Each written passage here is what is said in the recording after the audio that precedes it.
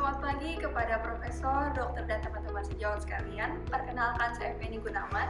Hari ini saya beserta teman saya, Eko Kuncoro dan Syifa Jasmine, akan mempresentasikan mengenai imunisasi dan vaksin pada anak. Menurut Undang-Undang Kesehatan Nomor 36 Tahun 2009, imunisasi merupakan salah satu upaya prioritas Kementerian Kesehatan untuk mencegah terjadinya penyakit menular yang dilakukan sebagai salah satu bentuk nyata komitmen pemerintah untuk menurunkan angka kematian pada anak. Perkembangan imunisasi di Indonesia sendiri dimulai pada tahun 1956, yaitu imunisasi cacar. Diikuti pada tahun 73, yaitu imunisasi BCG. Kemudian pada tahun 76, yaitu DPT untuk bayi. Kemudian pada tahun 80, yaitu imunisasi polio.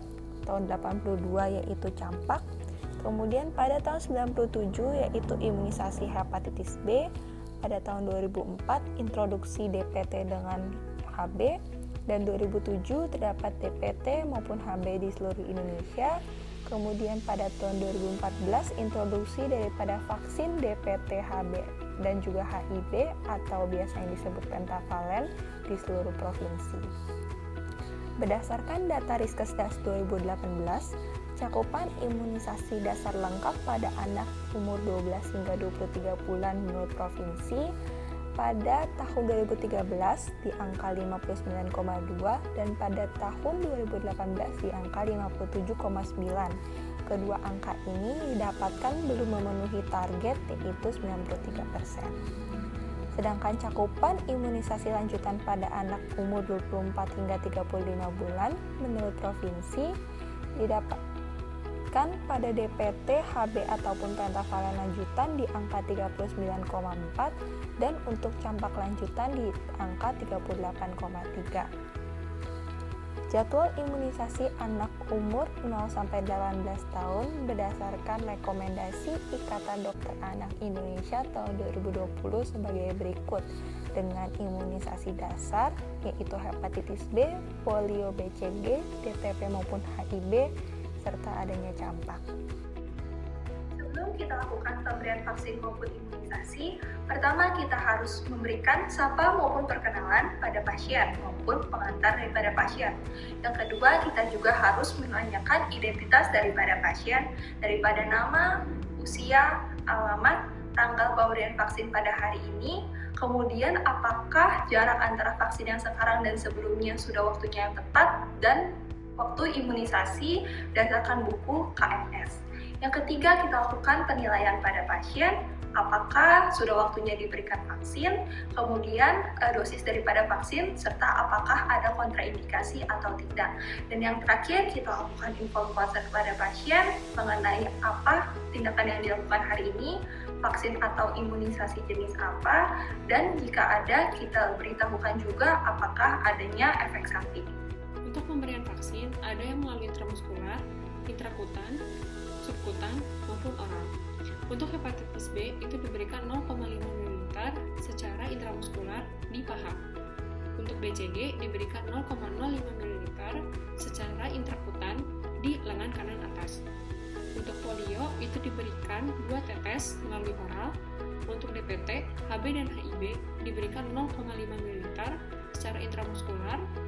Kalau untuk di paha, itu adalah untuk bayi, kemudian kalau misalkan untuk di lengan kanan, itu adalah untuk balita.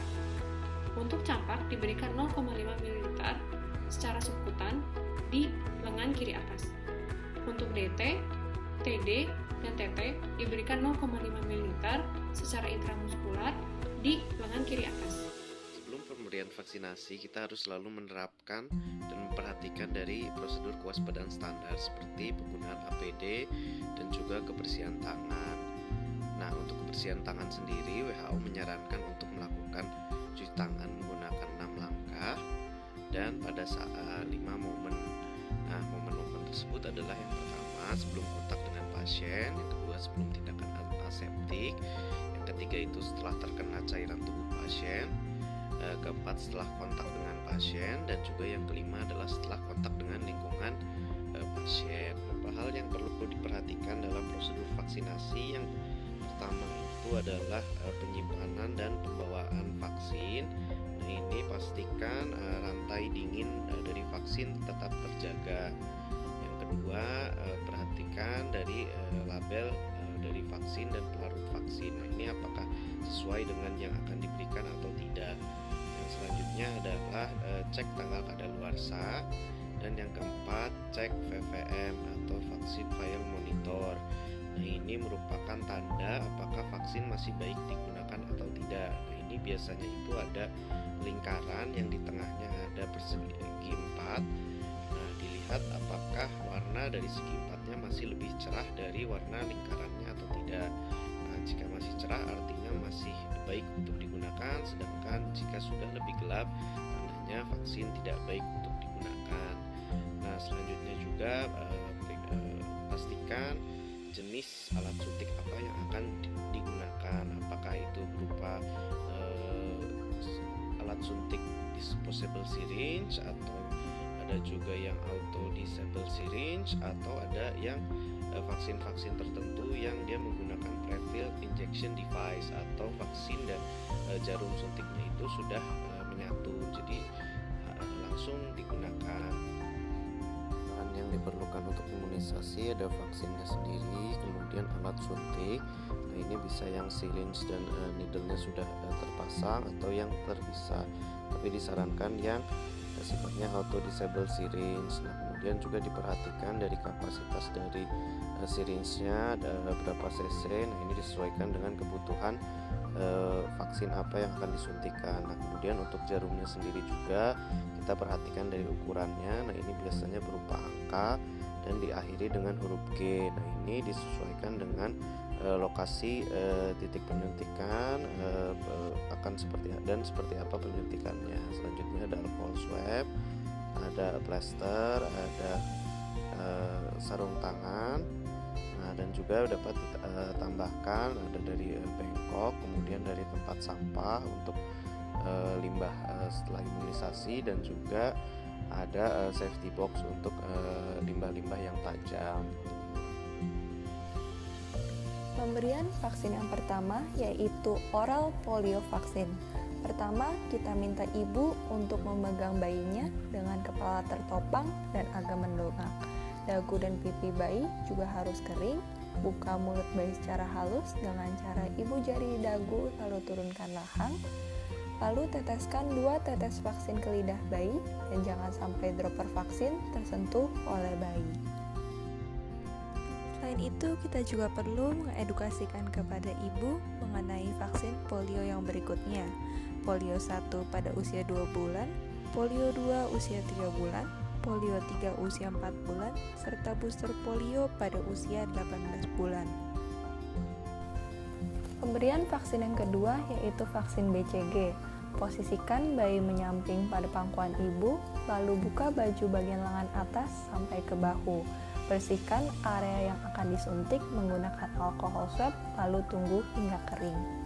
Pegang siring dengan tangan kanan dengan bevel menghadap ke arah atas.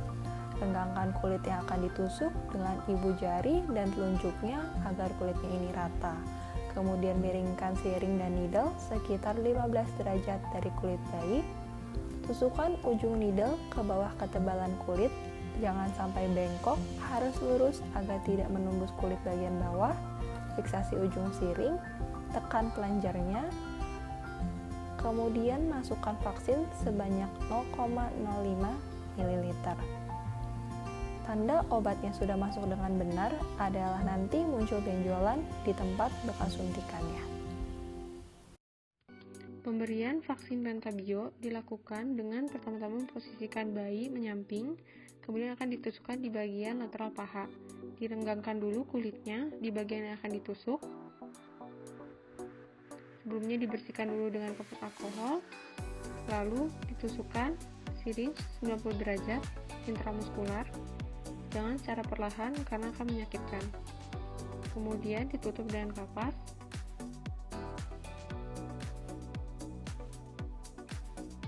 Kemudian dengan plaster.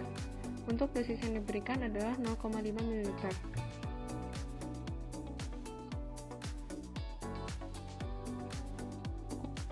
Pemberian vaksin pentabio dilakukan pada usia 2 bulan, 3 bulan, lalu 4 bulan. Kemudian untuk DTP-nya diberikan 18 bulan, untuk HIV usia 15 bulan atau 18 bulan.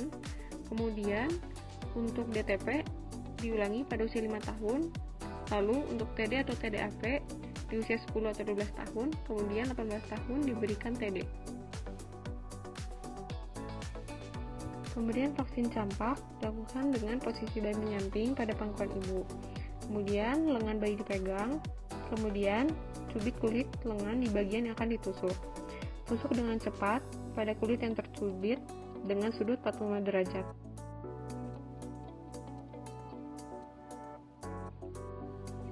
Aspirasi lalu tekan pelanggar dan masukkan vaksinnya 0,5 ml.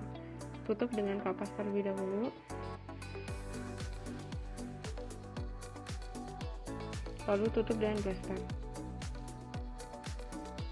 Pemberian vaksin campak dilakukan pada usia pertama kali adalah di 9 bulan, kemudian 12 bulan, lalu diulangi di usia 6 tahun atau 7 tahun. Setelah selesai melakukan pemberian vaksin, yang kita lakukan adalah membuang syringe dan jarum langsung bekas pakai ke dalam disposal box.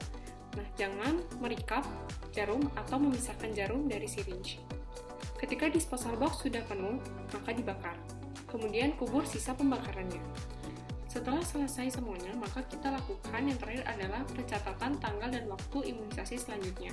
Kemudian, tentukan tempat imunisasi selanjutnya, lalu jumlah kunjungan yang harus pasien datangi sampai mendapatkan perlindungan penuh. Kemudian kita jelaskan efek samping yang akan timbul dan cara mengatasi efek sampingnya. Sekian video dari kelompok kami, semoga bermanfaat. Terima kasih.